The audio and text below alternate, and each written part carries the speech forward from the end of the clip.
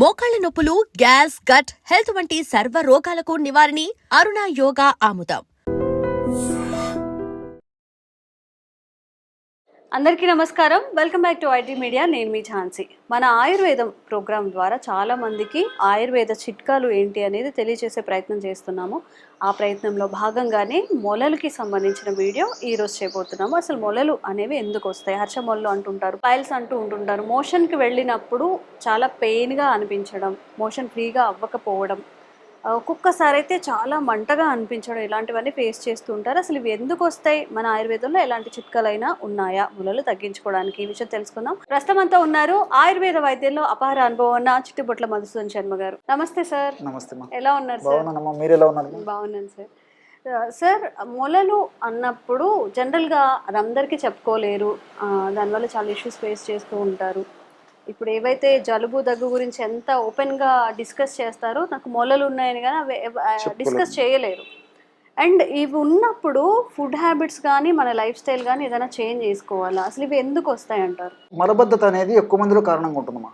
అంటే మోషన్ ఫ్రీగా కాకపోవడం అనేది నూటిలో దాదాపు 80% 90% మందిలో కలుగుతుంటుందమ్మా. ఈ మోషన్ ఫ్రీగా కాకపోవడానికి కారణం ఏంటంటే తగినంత ద్రవ పదార్థాలు తీసుకోకపోవడం, ముఖ్యంగా నీరు ఇలాంటివి తీసుకోకపోవడము, ఫైబర్ రహితం అంటే పీచు లేనటువంటి ఆహార పదార్థాలు ఎక్కువగా తీసుకుంటుండడము, టయానికి విశ్రాంతి తీసుకోకపోవడము, అదేవిధంగా టయానికి ఆహారం తీసుకోకపోవడము, మానసిక ఒత్తిడి, ఇలాంటి అనేక రకాల డెఫినెట్గా వస్తాయమ్మా. ఇలాంటి అనేక రకాలైన కారణాల వల్ల ఈ పైల్స్ వస్తుంటాయమ్మా. కొంతమందికి ఎలాంటి స్పష్టమైనటువంటి కారణం లేకుండా కూడా పెద్దలకు ఈ సమస్య ఉన్నప్పుడు మరి ఆ జీన్స్ ఎఫెక్ట్ వల్ల సంతానం కూడా వస్తుంటాయమ్మా కొంతమందిలో. సో ఈ పైల్స్ గురించి చెప్పుకోవాలంటే సర్వసాధారణంగా 2 రకాలుగా ఈ పైల్స్ వస్తుంటాయమ్మా. అంటే ఆభ్యంతర మొలలోని బాహ్య మొలలు అని చెప్పేసి లో మొలలు, అదేవిధంగా బాహ్య మొలలు అని చెప్పేసి 2 రకాలుగా వస్తుంటాయమ్మా. సో ఆభ్యంతర మొలలు అంటే యాక్చువల్గా ఏమంటే మోషన్ పోయినప్పుడు చేతికి అవి తగలవమ్మా. లోపల మొలలుండి పోటు, సలుపు, బాధ ఇలాంటివన్నీ ఉంటాయి. బాహ్య మొలలు అంటే మోషన్ పోయినప్పుడు ఆ చేతి వేళ్ళకు తగులుతుంటాయమ్మా, అవి బాహ్య మొలలు. దీన్ని ఎక్స్టర్నల్ పైల్స్, ఇంటర్నల్ పైల్స్ అని చెప్పేసి. ఇంటర్నల్ పైల్స్ ఇంకా కొంచెం ఇబ్బందికరంగా ఉంటుందమ్మా. జనరల్ గా 2 ఇబ్బంది పెట్టేటివే, దీంతో కంపేర్ చేస్తే ఇంటర్నల్ పైల్స్ ఇంకా కొంచెం ఇబ్బందికరంగా ఉంటుంది. దీనివల్ల పోటు, మంట, సలుపు, బాధ, అసౌకర్యము చాలా ఇబ్బంది పడుతుంటారమ్మా. అందుకే దీని పేరు కూడా సంస్కృతంలో మన మహర్షులు వేలాది సంవత్సరాల క్రితమే అర్సెస్ అనేటువంటి పేరు పెట్టడం జరిగిందమ్మా. అరి అంటే శత్రువు అనేటువంటి అర్థం అమ్మా. సో శత్రువులాగా పీడించి, వేధించి, బాధించి ఈ సమస్యను మనిషిని ముప్పుతిప్పలు పెడుతుంటుంది కాబట్టి అర్సెస్ అని చెప్పేసి మన మహర్షులు చెప్పడం కూడా జరిగిందమ్మా. హర్షో వ్యాధి అని చెప్పేసి. సో ఈ రకాలమా కొంతమందిలో రక్తం పడేటువంటి పరిస్థితి ఉంటుంది, కొంతమందికి రక్తం పడదు, కొంతమందికి నొప్పి, పోటు, సలుపు, బాధ ఉంటాయి, కొంతమందికి అలాంటివి ఉండవు. ఇలా రకరకాల లక్షణాలు ఉంటాయమ్మా. ఏది ఏమైనప్పటికీ ఇప్పుడు మనం చెప్పుకోబోయేటువంటి ఔషధాన్ని తయారు చేసుకుని వాడుకోవడం వల్ల మరి ఇంటర్నల్ పైల్స్ కానివ్వండి, ఎక్స్టర్నల్ పైల్స్ కానివ్వండి, రక్తంతో కూడినటువంటి మొలలు కానివ్వండి, రక్తం పడకుండా ఇతర లక్షణాలు ఉన్నటువంటి మొలలు కానివ్వండి, ఏ పైల్స్ అయినా చక్కటిగా ఉపయోగకరంగా ఇక మనం చెప్పుకోబెట్టిన ఔషధం పనిచేస్తున్నాం. దీన్నే ఈ పైల్స్ ని హెమరాయిడ్స్ అనేటువంటి పేరుతో పిలుస్తుంటారు. అదేవిధంగా మీరు అన్నట్లు అర్షమొలలు అనేటువంటి పేరుతో పిలుస్తుంటారు, కొంతమంది మొలలు అనేటువంటి పేరుతో పిలుస్తుంటారు. పేర్లు ఏవైనా సమస్య మాత్రం ఒకటమ్మా, చాలా ఇబ్బంది పెడుతూ ఉంటుంది. కొంతమందికి మరి తప్పని పరిస్థితుల్లో వాళ్ళు ఆపరేషన్ చేయించుకున్నప్పటికీ కొన్నాళ్ళు బాగుండి మళ్ళీ మొదలవుతుందమ్మా. ఈ పరిస్థితి కూడా కొంతమందిలో కలుగుతుంటుంది. ఏది ఏమైనప్పటికీ చక్కటి ఫార్ములా చెప్తాను చూడమ్మా. దీనికి కావాల్సిన పదార్థం అమ్మా, చెప్తే ఆశ్చర్యపోతారు. ఒక్కటే ఒక పదార్థం అమ్మా, కుంకుడుకాయ. జనరల్ గా హెయిర్ వాష్ కోసం ఎగ్జాక్ట్లీ అమ్మా. సో చాలా మంది ఏమనుకుంటారంటమ్మా, కేవలము హెయిర్ వాష్ కోసమే చెప్పేసి ఈ కుంకుడుకాయని వాడుతుంటారమ్మా. సో సౌందర్య సాధనాలు కూడా కొంతమంది వాడుతుంటారు, ఇంటర్నల్ కూడా వాడుకోవచ్చు. ఈ కూకుడుకాయ చాలా జబ్బులకు పనిచేస్తుందమ్మా. రక్తాన్ని శుద్ధి చేసేందుకు ఉపయోగపడుతుంది, తర్వాత అలర్జీని తగ్గేందుకు ఉపయోగపడుతుంది, రక్త వ్యాధులు, చర్మ వ్యాధులు రాకుండా ఉండేందుకు, వచ్చిన వ్యాధులు త్వరగా తగ్గేందుకు ఉపయోగపడుతుంది. అదేవిధంగా మన దేహంలో రక్తంలో ఇస్నోఫిల్స్ అనేటువంటి కణాలు పెరగడం వల్ల అలర్జీ లక్షణాలు వస్తుంటాయి, ఈ అలర్జీ తగ్గేందుకు ఉపయోగపడుతుంది. ఆయాసం ఇలాంటి సమస్యలు ఉన్నప్పుడు ఊపిరితిత్తులకు మంచి శక్తిని కలగజేసి ఆయాసం రాకుండా ఉండేందుకు ఉపయోగపడుతుంది. మోషన్ ఫ్రీగా అయ్యేందుకు ఉపయోగపడుతుంది. జీర్ణ వ్యవస్థను మెరుగుపరిచేందుకు ఉపయోగపడుతుంది. అవునమ్మా, అవును తల్లి, అదే మీరు చాలా ఆశ్చర్యపోతారమ్మా. ఇంటర్నల్ కూడా వాడుకోవచ్చమ్మా.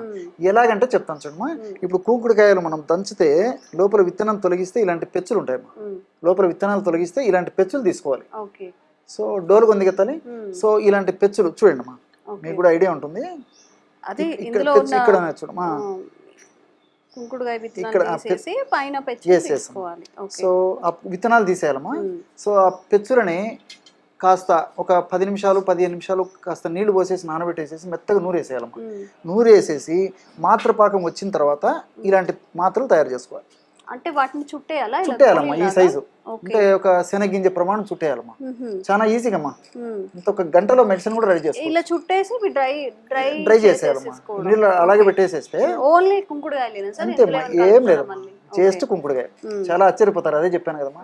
సో ఈ విధంగా తయారు చేసినటువంటి ఈ గోళీలని ఒక రోజు కానీ 2 రోజులు కానీ డ్రై చేస్తే బాగా డ్రై అయిపోతాయమ్మా.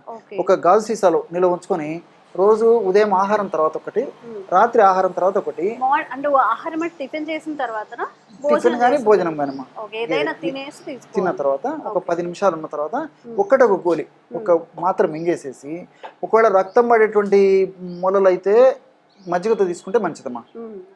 అలా కాకుండా రక్తం పడనటువంటి మొలలు అయితే వాటర్తో తీసుకోవచ్చు. అంతేమ్మా, వేసుకొని వాటర్ తాగొచ్చు, లేకపోతే మజ్జిగ తాగొచ్చు. ఒక్కొక్కసారి కన్ఫ్యూషన్ ఉండి ఒకసారి రక్తం పడుతుంటుంది, ఒకసారి రక్తం పడకుండా ఉంటుంది, ఎట్లా చెప్పుకోలేరమ్మా. అట్లాంటప్పుడు వాళ్ళకు ఎలా వీలైతే అలా తీసుకోవచ్చు, మజ్జిగతో తీసుకోవచ్చు, నీళ్ళతో తీసుకోవచ్చు. సో జనరల్గా ఏమంటే ఇలాంటి పరిస్థితులు ఉన్నప్పుడు, ముఖ్యంగా ఈ హర్షమలు ఉన్నప్పుడు నీళ్ళ కంటే కూడా మజ్జిగ చాలా మంచిదని చెప్తారు. కాబట్టి మిగతా అనేక రకాలైనటువంటి ఔషధాలకు కూడా మజ్జిగ అనుపానంగా వాడతారమ్మా.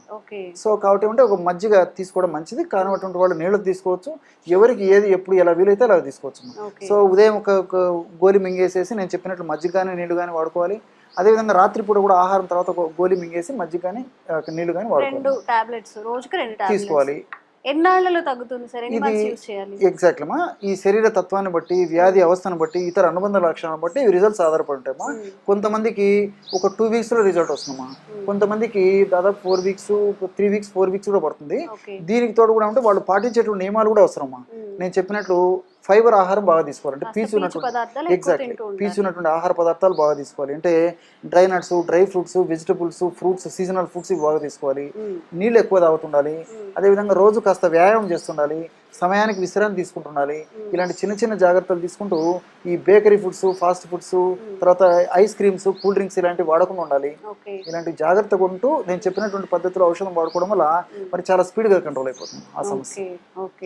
సో ఆయుర్వేద వైద్యంలో ఇంత ఉంది, నేను ఎప్పుడూ చూడలేదు. కుంకుడుకాయలు అంటే మన హెయిర్ వాష్కి మాత్రమే యూస్ చేస్తాము, లేకపోతే అవుటర్ బ్యూటీ కోసం యూస్ చేస్తామని. కానీ ఇప్పుడు ఇంటేక్ కూడా తీసుకోవచ్చు, దీన్ని ఒక మెడిసిన్గా తీసుకుంటే పైల్స్ అనేది పూర్తిగా తొలగిపోతుందని చెప్తున్నారు డాక్టర్ గారు. సో ఎవరికైనా ఎక్కువగా తట్టుకోలేంత పైల్స్ ఉన్నా, స్టార్టింగ్ స్టేజ్లో ఉన్నా దీన్ని యూస్ చేసి చూడండి. ఒక 1 month 2 monthsకి పూర్తిగా తగ్గిపోతాయని చెప్తున్నారు. కాబట్టి ఎలాంటి సైడ్ ఎఫెక్ట్స్ కూడా ఉండవు. కాబట్టి తప్పకుండా ట్రై చేయండి. ఇంకెలాంటి వీడియోస్ మీరు కోరుకుంటున్నారో కామెంట్స్ రూపంలో తెలియచేయండి. తప్పకుండా వీడియో చేసే ప్రయత్నం అయితే చేస్తాం. Thank you sir, thank you so much. నమస్తే.